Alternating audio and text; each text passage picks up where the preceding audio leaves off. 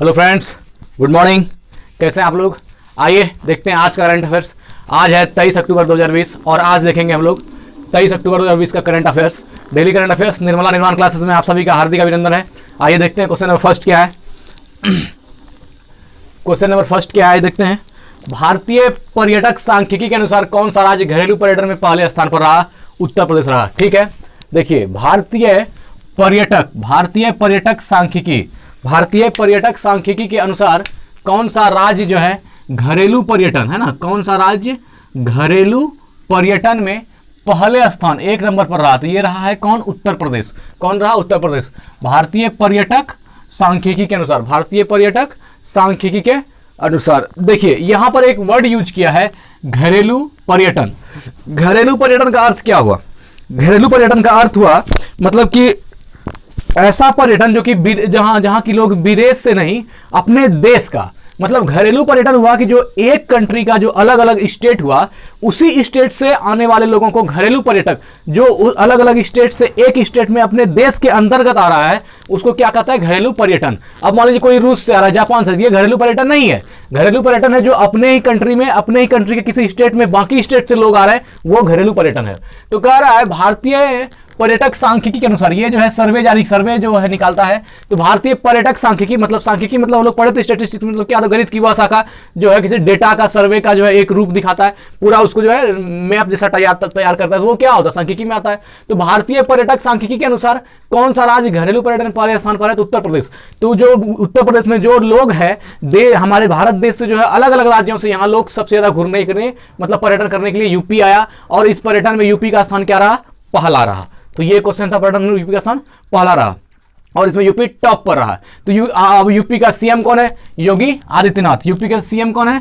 तो योगी आदित्यनाथ। और यूपी के गवर्नर कौन है? आनंदीबेन पटेल। यूपी के गवर्नर कौन है? तो आनंदीबेन पटेल, जान ही रहे हैं आप लोग। और देखिए यूपी के उच्च न्यायालय के मुख्य न्यायाधीश कौन है?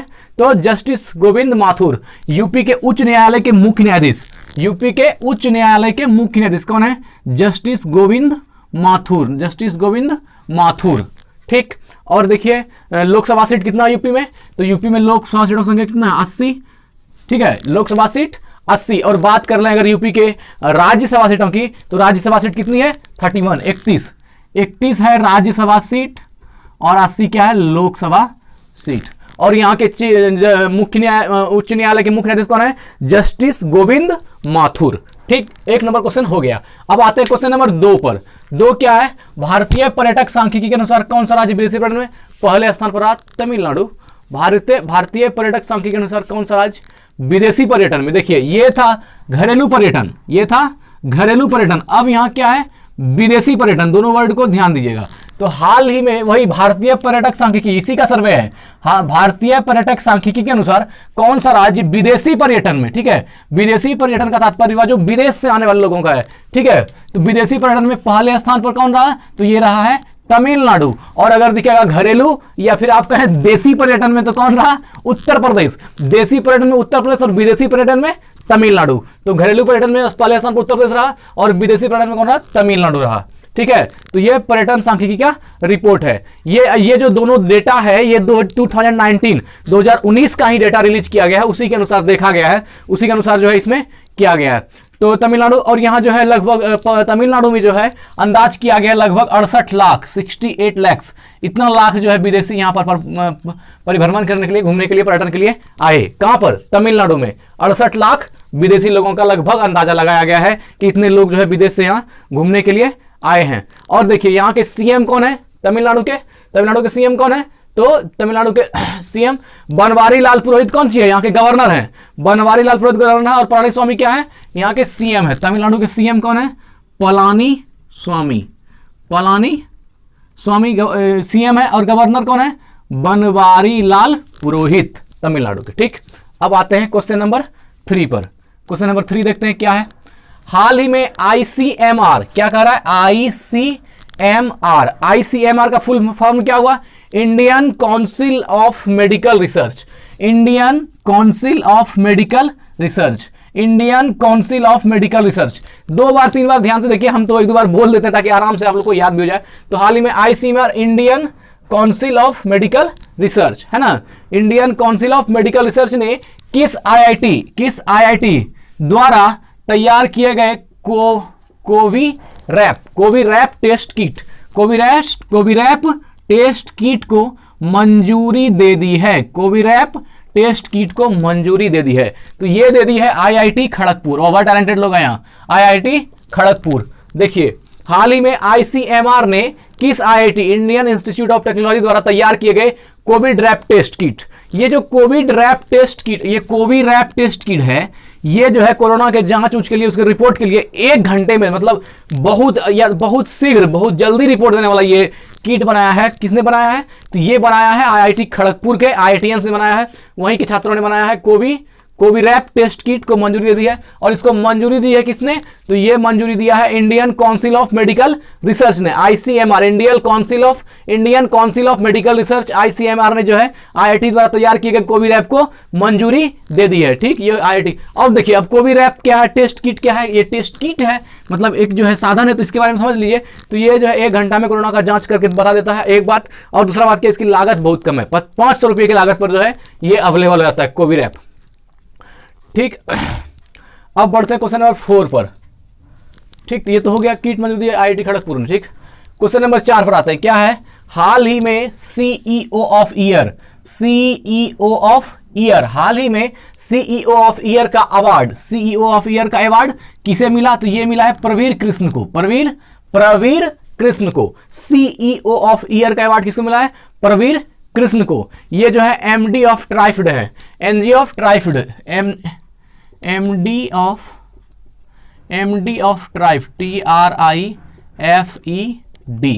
Managing director of TRIFED, TRIFED, TRIFED का जो है ये क्या होना, मैनेजिंग डायरेक्टर है। तो ट्राइफाइड, ये जो ये TRIFED ट्राइफेड, इसका जो फुल फॉर्म होता है tribal cooperative marketing development federation of India, है ना, travel cooperative marketing development federation of India.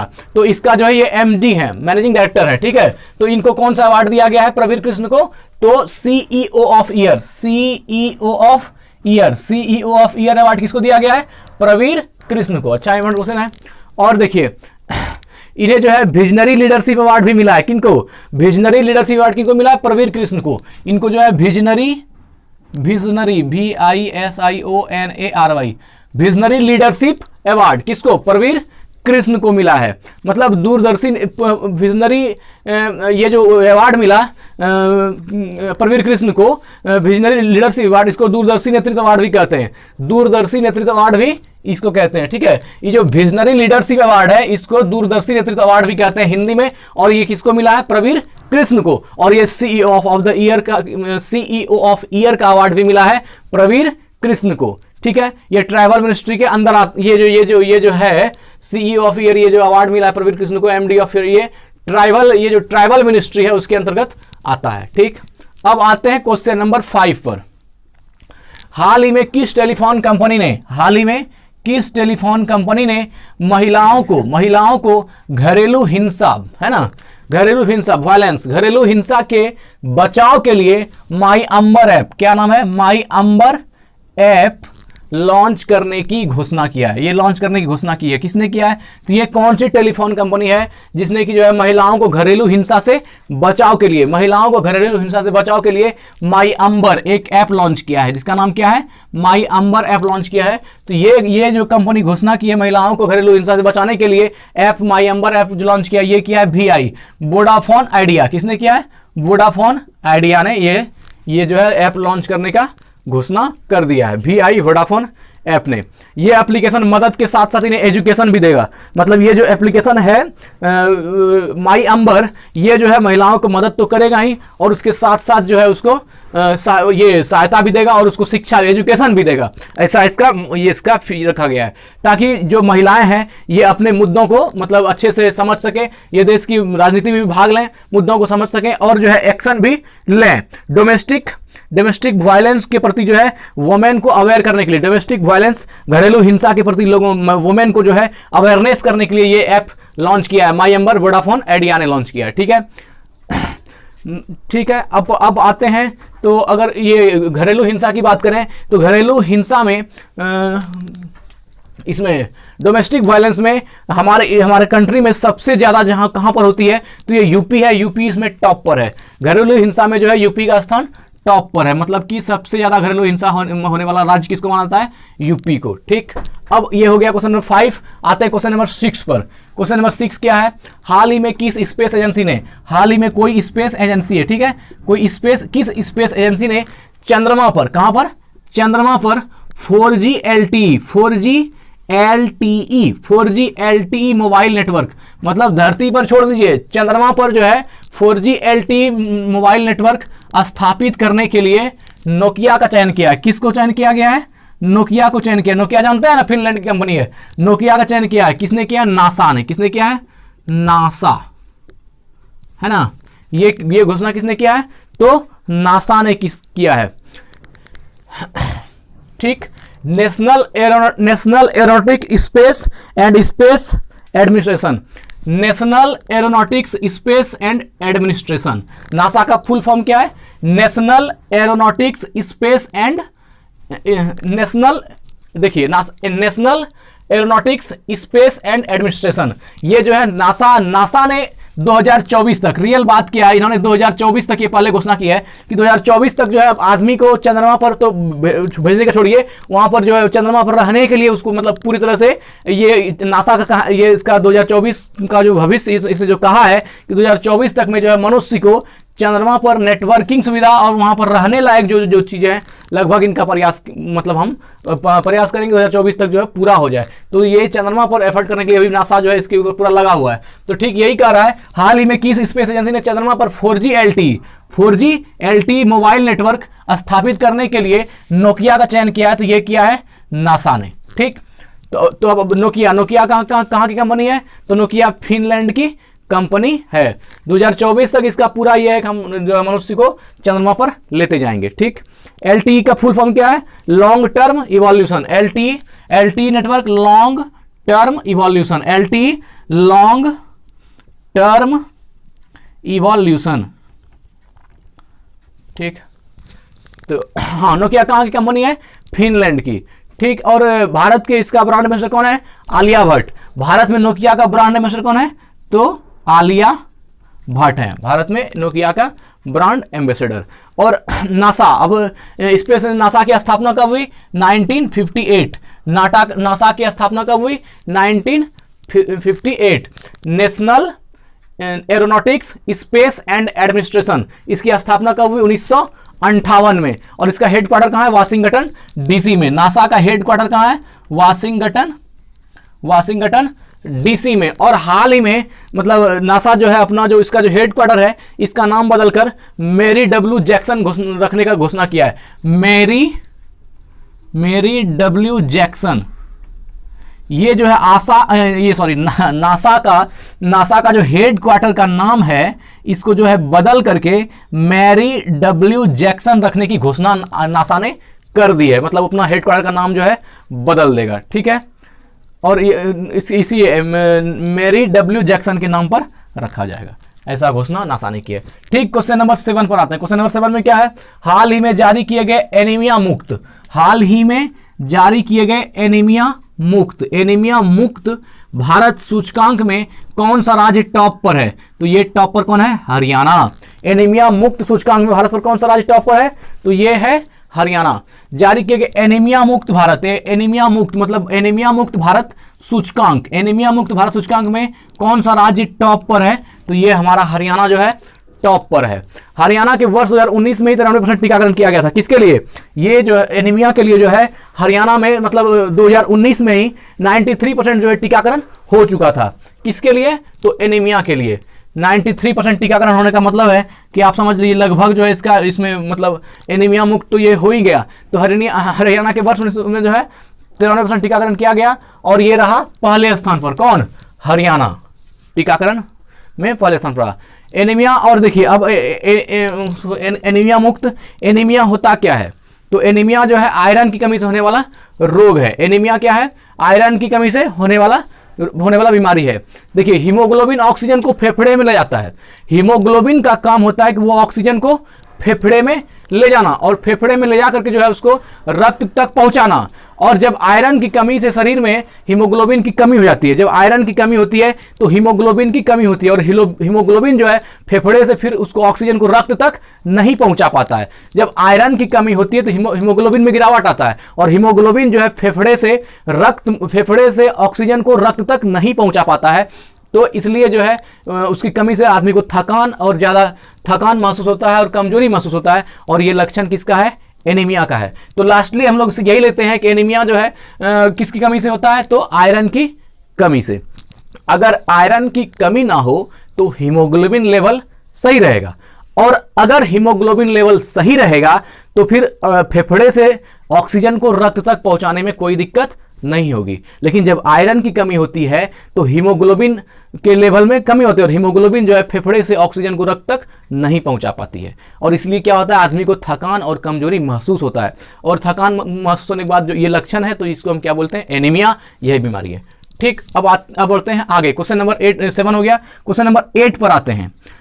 देश के पहले व्यावसायिक HCNG, देखिए HCNG, CNG हम लोग पढ़ चुके हैं। CNG कंप्रेस्ड नेचुरल गैस, संपीड़ित प्राकृतिक गैस, ये होता है CNG। और यहां क्या है भाइयों? यहां HCNG, तो ये H फॉर हाइड्रोजन है।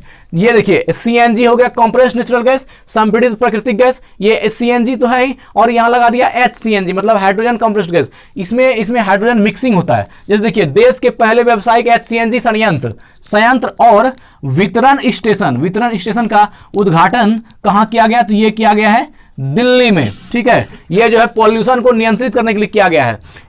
ठीक है, तो इसमें जो है hydrogen enriched compressed natural gas, hydrogen enriched इसमें रहता है, तो hydrogen enriched compressed natural gas, ये जो है पॉल्यूशन को कम करने के लिए भी किया गया है। और इसकी घोषणा 2019 में ही कर दी गई थी। इसकी घोषणा कब कर दी गई थी? 2019 में। और सार्वजनिक परिवहन के लिए CNG बसों को चलाने वाला पहला हमारे देश का पहला शहर कौन हो गया? तो ये दिल्ली है। ठीक है, तो यही कह रहा है पहले व्यावसायिक CNG संयंत्र और वितरण स्टेशन का उद्घाटन कहाँ किया गया? तो दिल्ली में किया गया। दिल्ली में देखिए, ये पॉल्यूशन से संबंधित लगभग चीज दिल्ली। आप दिल्ली से देखिए ऑड इवन यहीं पर है, लाल बत्ती गाड़ी स्टॉप, लाल बत्ती स्टॉप और गाड़ी ऑन स्विच ऑफ, लाल बत्ती ऑन स्विच ऑफ, गाड़ी स्टार्ट, ये भी देखिए दिल्ली में ही किया गया। और दिल्ली में इधर जो है वृक्षारोपण वाला भी कार्यक्रम दिल्ली में ही किया गया। तो दिल्ली में पॉल्यूशन ज़्यादा है, इसलिए उससे इसको ये करने के लिए जो ये सब किया गया। देखिए इलेक्ट्रिक प्लाजा भी दिल्ली में ही खोला गया हाल में। तो ये सब चीज़ें ताकि जो है इलेक्ट्रिक से चलने वाली गाड़ियों को, वाहन को सपोर्ट मिल सके, उनको इसके लिए रोड टैक्स फ्री कर दिया दिल्ली ताकि उससे उसको सपोर्ट मिले। तो ये सब काम दिल्ली में ही किया गया। तो देश के पहले व्यावसायिक HCNG है ना, HCNG संयंत्र और वितरण स्टेशन का उद्घाटन कहाँ किया गया? दिल्ली में। ठीक, क्वेश्चन नंबर 9 पर आते हैं। हाल ही में ई धरती पोर्टल क्या दिया? ई धरती पोर्टल, हाल ही में ई धरती पोर्टल का शुभारंभ किसने किया? तो ये शुभारंभ किया हरदीप सिंह पुरी ने। किसने किया है? हरदीप सिंह पुरी ने। किसने किया? हरदीप सिंह पुरी ने। और हरदीप सिंह पुरी ने किया ई धरती पोर्टल। देखिए इसमें क्या है, जैसे मान लीजिए हमारे पास पैसा होता है तो हम उसको रखते हैं किसी में। या पहले ज़माने में जब इतना डिजिटलाइजेशन नहीं था, इतना ATM कार्ड ये वगैरह नहीं था, तो क्या करते थे लोग? उसको पोटरी में या कहीं पर कोई कपड़े में या कहीं किसी में पैसा उसा रख दिया। उसके बाद वो पैसा कभी कभी हो गया कहीं भूल गए, कहीं रखा गया तो लोग भूल जाता था। तो इस तरह से जो है पैसे मिस हो जाते थे, भूल जाता था तो खो जाता था, इस तरह का परेशानी होता था। इसके लिए देखिए बाद में क्या हो गया, ATM कार्ड बनाया गया, बैंक वगैरह सब चीज़ फैसिलिटी ज़्यादा से ज़्यादा दी गई। अब लोगों को ऐसा पोटरी में रखने का या उसमें रखने का जरूरी नहीं पड़ता है, तो उसका डिजिटलाइजेशन हो गया। तो इसी तरह जो है सिर्फ उसी तर्ज पर वहां पैसे था और यहां पर क्या है? धरती है, मतलब भूमि है, मतलब जमीन का भी जो कारोबार है डिजिटलाइजेशन तरीके से, जिस तरह आप ATM कार्ड डालते हैं तो वो पैसा निकल जाता है, इसी टाइप का मतलब जो है जमीन के बारे में भी डिजिटलाइजेशन की गई है। तो इसको क्या नाम दिया? ई धरती पोर्टल। हाल ही में ई धरती पोर्टल का शुभारंभ किसने किया? तो हरदीप सिंह पुरी ने। किसने किया? हरदीप सिंह पुरी ने। इसे भूमि रिकॉर्ड में मैनेजमेंट के लिए लॉन्च किया। भूमि रिकॉर्ड में मैनेजमेंट के लिए लॉन्च किया गया धरती पोर्टल को, ई धरती पोर्टल को। भूमि रिकॉर्ड में मैनेजमेंट के लिए ई धरती पोर्टल का शुभारंभ किया गया। ठीक है, मतलब आपके पास जो भूमि का रिकॉर्ड या ब्यौरा होगा उसे डिजिटल रूप से देने के लिए इस पोर्टल का उपयोग किया गया। मतलब आपके पास जो भूमि का रिकॉर्ड है, ब्यौरा है, उसको डिजिटल रूप से आप देने के लिए या बताने के लिए जो भी है, जो भी प्रोसेस हो, वो डिजिटल तरीके से ई धरती पोर्टल को इसलिए लॉन्च किया गया है। ठीक है, रिकॉर्ड डिजिटल रूप से देने के लिए इसे पोर्टल की शुरुआत की गई। और देखिए, शहरी आवास मामलों के मंत्री कौन है? आवास शहरी मामलों के मंत्री कौन है? तो हरदीप सिंह पुरी हैं। इन्होंने ही आवास शहरी मामलों के मंत्री हैं, तो इन्होंने आवास शहरी मामलों के मंत्री हरदीप सिंह पुरी ने ही ये चीज ई धरती पोर्टल का शुभारंभ किया। आते हैं क्वेश्चन नंबर 10 पर। 10वां नंबर क्या है? State of global air 2020। State of global air 2020 जारी रिपोर्ट के अनुसार किस देश में वर्ष 2019 में सबसे ज्यादा वायु प्रदूषण जोखिम दर्ज किया गया? तो ये किया गया भारत में। बहुत ही अफसोस और बहुत ही दुखद बात है कि ये भारत है। State of global air 2020, global air 2020 है ना, ग्लोबल एयर 2020 जारी रिपोर्ट के अनुसार state of global air 2020, state of global air 2020 चार बार बोल देते हैं। स्टेट ऑफ ग्लोबल एयर 2020 जारी रिपोर्ट के अनुसार किस देश में वर्ष 2019 में सबसे ज्यादा वायु प्रदूषण जोखिम दर्ज किया गया? सबसे ज्यादा वायु प्रदूषण जोखिम दर्ज किया गया कहां? भारत में। कहां? भारत में। तो अपने देश में सबसे ज्यादा वायु प्रदूषण का केस आ रहा है इसके रिपोर्ट में। तो ठीक, ये था आज का करंट अफेयर्स। फिर मिलते हैं हम लोग अगले सेगमेंट में। तब तक के लिए स्वस्थ रहिए, मस्त रहिए। धन्यवाद। वृद्धजनों की सेवा की। धन्यवाद।